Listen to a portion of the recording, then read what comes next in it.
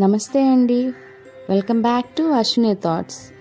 మేము చాలా బాగున్నామండి. మీరందరూ కూడా బాగుండాలని ఆ లక్ష్మీ గణేష్ని వేడుకుంటున్నాను.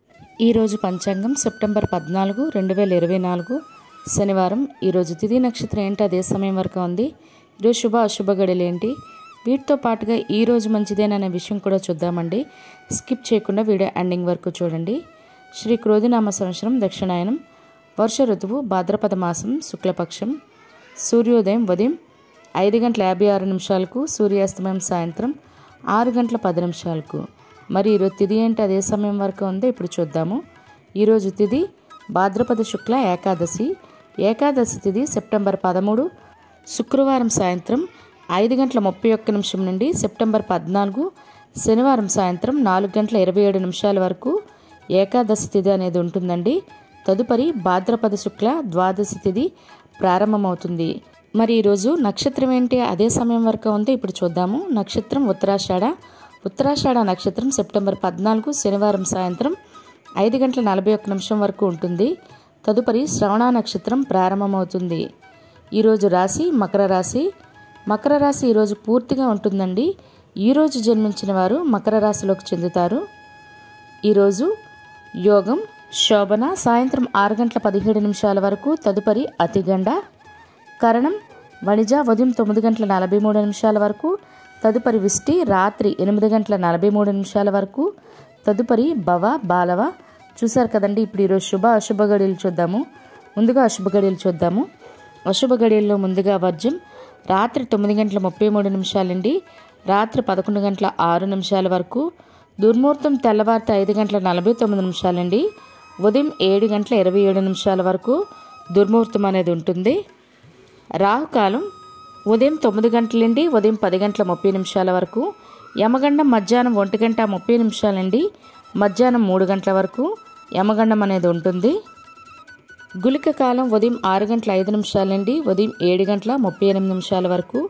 ఇవన్నీ ఈరోజు అశుభ సమయాలండి. మరి ఇప్పుడు ఈరోజు శుభ సమయాలు అనేవి చూద్దాము. శుభ సమయాల్లో ముందుగా బ్రహ్మ ముహూర్తం తెల్లవారితే 4:31 నుండి తెల్లవారితే 5:19 వరకు, అమృత గడియలు మధ్యాహ్నం 1:34 నుండి మధ్యాహ్నం 3:11 వరకు, అభిజిత్ ముహూర్తం ఉదయం 11:47 నుండి మధ్యాహ్నం 12:35 వరకు. ఇవన్నీ ఈరోజు శుభ సమయాలండి. మరి ఇప్పుడు ఈరోజు యొక్క ప్రశ్న చూద్దాము. శ్రీరాముడు ఎవరెవరిని చిరంజీవులుగా ఉండమని వరమిచ్చాడు? ఈ ప్రశ్నకు సమాధానం తెలిస్తే కింద కామెంట్ బాక్స్లో కామెంట్ చేయండి. ప్రయత్నించండి ఏ ఒక్కరినైనా ఆన్సర్ చేయడానికి. మరి మీరు ప్రశ్న అడగాలనుకుంటే తెలుగులో, అది కూడా అశ్విని రాపేట అనే ఇన్స్టా పేజ్లో తప్పకుండా ప్రశ్న అడగండి. మరి నిన్నటి అడిగిన ప్రశ్నకు సమాధానం, సీతాన్వేషణకు బయలుదేరిన హనుమాన్కి సముద్రంపైకి ఎగరడానికి తన పాదాన్ని మోపిన పర్వతం ఏది? దానికైతే జవాబు మహేంద్ర పర్వతం అండి. ఒక్కరు కూడా అసలు ట్రై కూడా చేయలేదు. ఇదే ప్రశ్నను మీ కుటుంబ సభ్యులు మరి మీ పిల్లలు కూడా అడగండి. వాళ్ళకి కూడా పురాణాల పట్ల అవగాహన అనేది పెంచండి. మరి ఇప్పుడు ఈరోజు యొక్క ప్రత్యేకతలు చూద్దాము. ఈరోజు పరివర్తన ఏకాదశి అండి. అంటే విష్ణుమూర్తి నిద్రలో పక్కకి పొర్లుతారు కాబట్టి దీన్ని పరివర్తన ఏకాదశి అంటారు.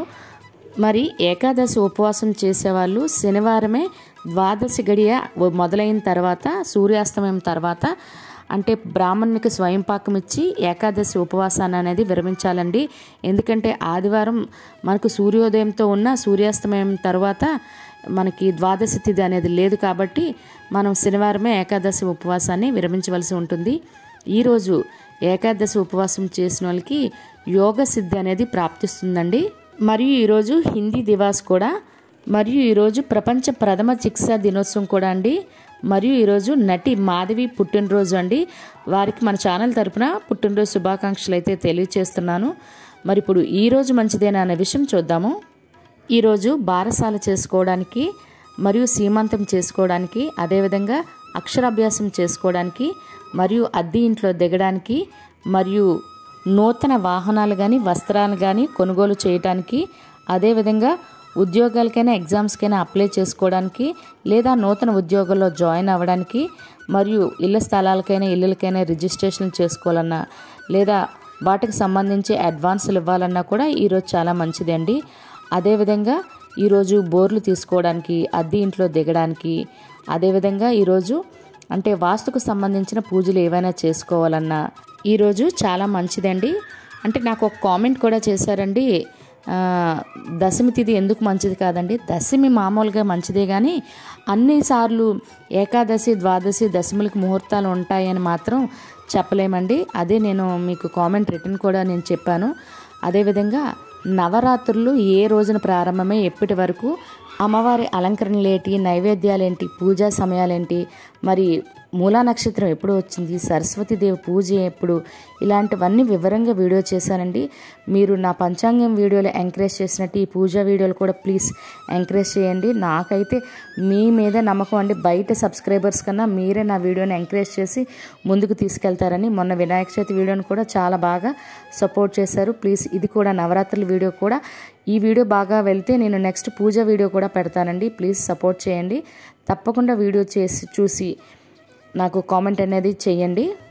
మీకు ఈ వీడియో నచ్చినట్లయితే మీ ఫ్రెండ్స్ అని, మీ ఫ్యామిలీ మెంబర్స్ కానీ ఈ వీడియో అవసరం అనుకుంటే వాళ్ళకి ఈ వీడియో ఫార్వర్డ్ చేయండి. మరిన్ని ఇంట్రెస్టింగ్ వీడియోల కోసం చూసారు కదండి ఈరోజు పంచాంగాన్ని సబ్స్క్రైబ్ చేసుకోండి. బెల్ బటన్ టచ్ చేసినట్లయితే ప్రతి నా వీడియో మీకు నోటిఫికేషన్ కింద వస్తుంది. ధన్యవాదములు.